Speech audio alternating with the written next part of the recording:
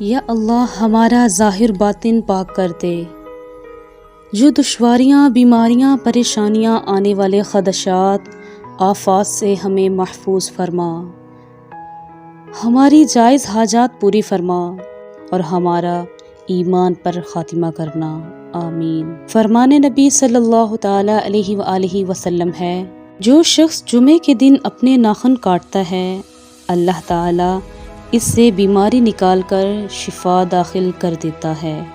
اے اللہ، اس سال حج کرنے والوں کا حج قبول فرما اور اگلے سال ہمیں بھی یہ دن میدان عرفات میں دکھا، آمین۔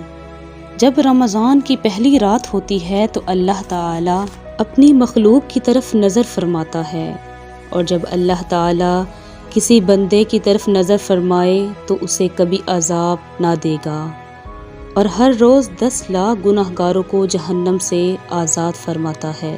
فرمان نبی صلی اللہ تعالیٰ علیہ وآلہ وسلم ہے، قیامت کے دن جہنم کو لایا جائے گا، اس کی 70,000 لگامیں ہوں گی، اور ہر لگام کو 70,000 فرشتے پکڑ کر کھینچ رہے ہوں گے۔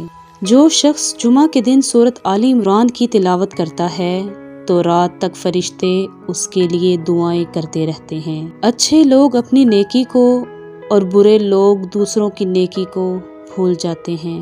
صرف قرآن مجید ہی وہ سچا دوست ہے جو قبر میں بھی آپ کا ساتھ دے گا۔